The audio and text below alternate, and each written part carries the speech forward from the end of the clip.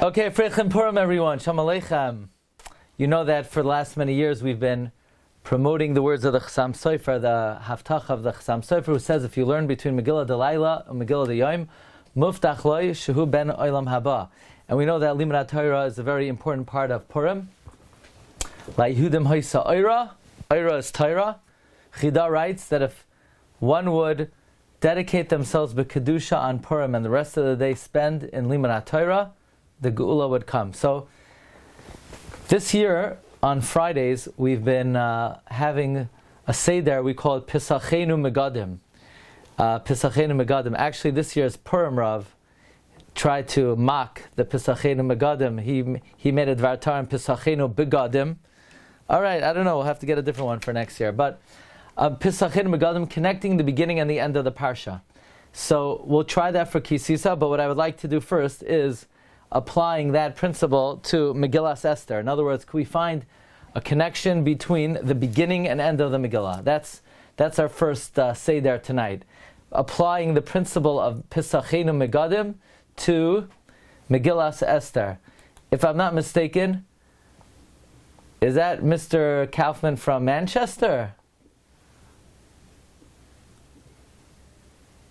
I think so, right? Is it? Okay. Anyway, we know the Megillah begins that Achashverosh ruled over 127 Medinas.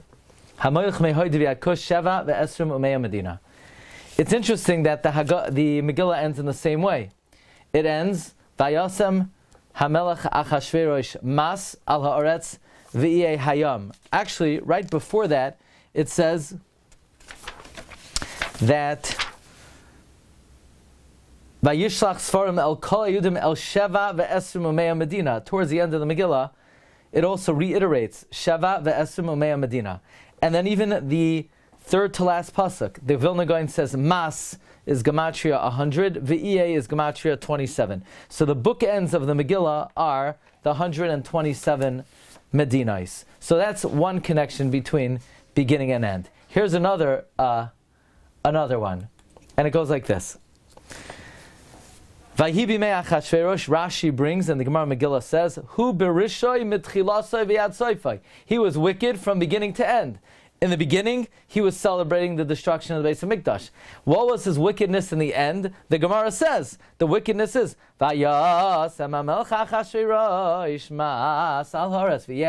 he taxed the people. The reason he's called Achashverosh is everyone became poor in his life. So he's Berishoy mitchilasay from the beginning of the Megillah till the very end of the Megillah, where he taxes the people.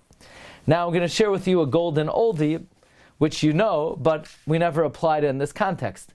We said all the years, why does the Megillah end that Achashverosh taxed the people? So we've said many times, because where did those taxes go? If you look in Sefer Ezra, Daryavesh opens up the treasury of taxes and he funds the construction of the second Beis HaMikdash. So the story really comes full circle. The story begins that Achashverosh is celebrating that the Beis HaMikdash is destroyed and it will never be rebuilt. By the end of the story, he's become the chief fundraiser to rebuild the second Beis HaMikdash. So that's also a connection between the beginning and the end. It begins that Achashverosh is celebrating that the Beis HaMikdash will never be destroyed, will never be rebuilt.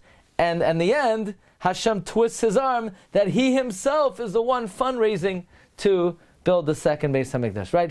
Hashem always uses interesting procedures in fundraising. Fundraising always takes interesting twists and turns. Okay, so that's already three connections. You have the 127 Medinos, you have the wickedness of Achashverosh from beginning to end, and then you have the Megillah beginning that he's celebrating that the Beis HaMikdash will never be rebuilt. By the end of the story, he's fundraising to rebuild the Beis HaMikdash. I want to share with you something I mamish just saw in the Chassam Sofer, Mahadura Talisai. I just saw it. It's literally still in my printer. It's also found in Shir Ma'oin on Megillas Esther, in his last piece in Megillas Esther, and also in Teiras Moshe Madura Talisai.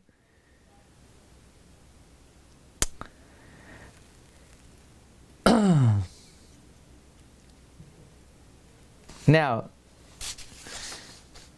what's interesting is he says like this. The Megillah starts off, Achashverosh ruled over the whole world, 127 Medinas. Why? Why did he do that? So, the Shir Ma'oin says like this.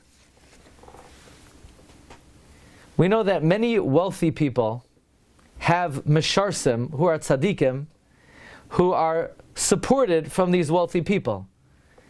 But it turns out that the person was only wealthy, God gave the oisher the money, so that he could help this tzaddik, not the other way around. So it may look like, well, this person has a lot of money, and by the way, he happens to benefit the tzaddik. No, Hashem wanted to benefit the tzaddik, so he gave so-and-so the money, and the tzaddik is a beneficiary. Think about it. Why did Hashem raise up Achashverosh, that he became the king of the whole world in 127 Medinas? Vayibi me Achashverosh. Hu Achashverosh hamoilech mehoidi v'adkosh shava v'esru me Medina. Why did Hashem elevate Achashverosh to such a great pedestal? You know why? Ki Mordechai HaYehudi Mishneh L'melech Achashverosh. Because there's going to be a great tzaddik. He's going to be second in command to the king. Mishneh L'melech Achashverosh. V'gadol HaYehudim is going to be a great God of Yisrael. V'ratzoi l'roi v'echav doireish toiv la'amayim. He's going to save the Jewish people. The whole reason why Hashem elevated Achashverosh and made Achashverosh powerful and wealthy is so that a man will come along by the name of Mordechai. He's going to become second in command to Achashverosh, and he's going to utilize all of that wealth and power that Achashverosh had to be able to help Klal Yisrael. So the beginning of the Megillah, Vayibi Achashverosh, Hamor Me'od V'Kush, was all a setup to the last pasuk of Ki Mordechai Yehudi Mishneh L'melech Achashverosh. So that's the connection brought in the Sefer Shir Ma'oin. Shir Ma'oin. Now, the Purim Rav was trying to poke fun that I'm quoting the Shvilei Pinchas, but I'm going to do it anyway. It's okay. What letter does Megillas Esther begin with? No, Vav, Vayehi. What letter does it end with? It ends with the letter Vav. It ends with the letter Vav. It begins with the Vav and ends with the Vav. Okay, what are we going to do with that? You know, the third to last pasuk, Vaya. Does anybody know how to? So, Achashverosh again, you spell Aleph, Ches, Shin, Vav, Resh, Vav, Shin. It's spelled that way in the whole Megillah, except for the third to last pasuk. There, Achashverosh is spelled Chaser. It's a Krieg Siv. It's read Achashverosh. It's spelled Ach Chash Roish. It's missing two Vavs. So isn't it interesting?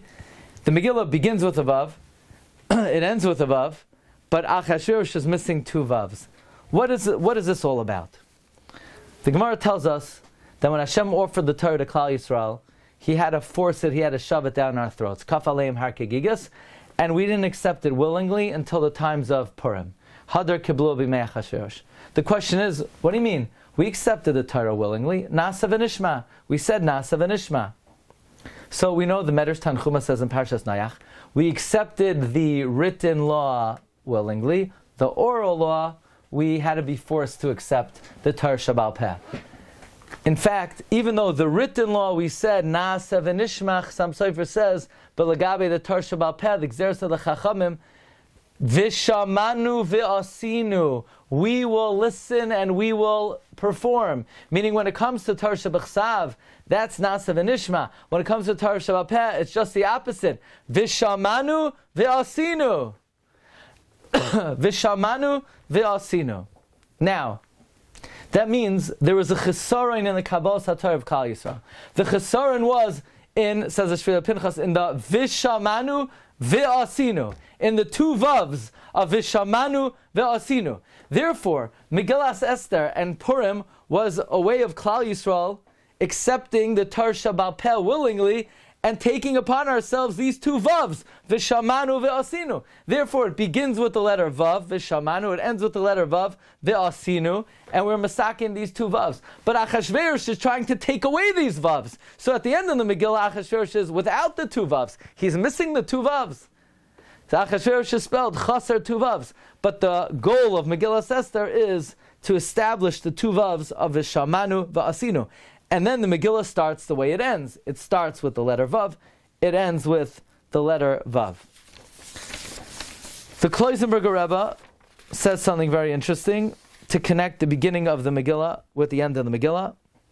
Namely, we know that when Mordechai became close to Achashverosh, the Sanhedrin separated from him. Parshu mimenu miksa Sanhedrin. Viratzu oilarai vechav. The Gemara says, from here we learn, Gadol Talmud Torah Yoitzer Me'atzalas Nefashes. You have two guys. One guy runs out of the Beis Medrash to save a life. The other guy, he's in the Beis Medrash, he didn't have that opportunity, he's learning Gemara. Which one is greater?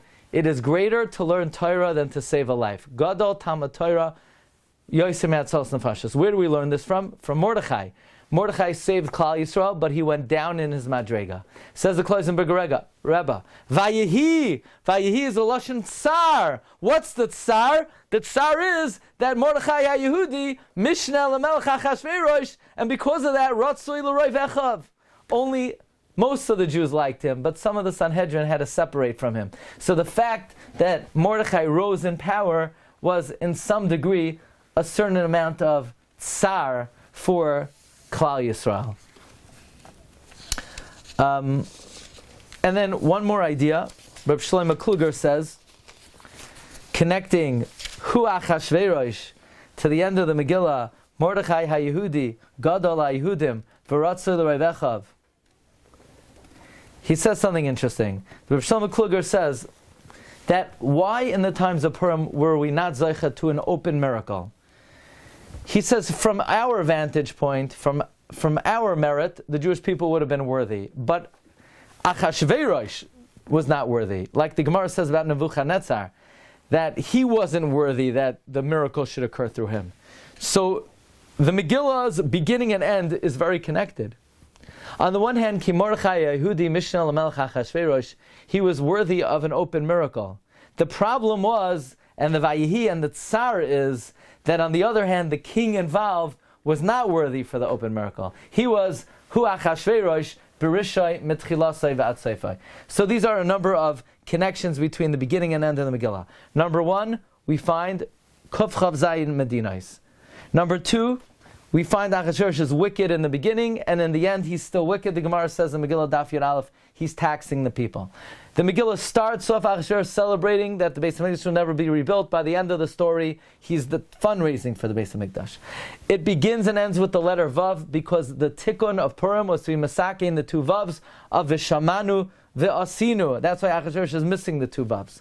Or Vayehi is a tsar. The tsar was Mordechai was not able to devote himself as much to Limud HaTorah, and now a parshu mimeno miksas Sanhedrin. And then another, so to speak, connection and contrast is that while Mordechai was Ki Mishneh LaMelech Achashverosh, nevertheless, because Achashverosh was Bereshasai Mitchilasai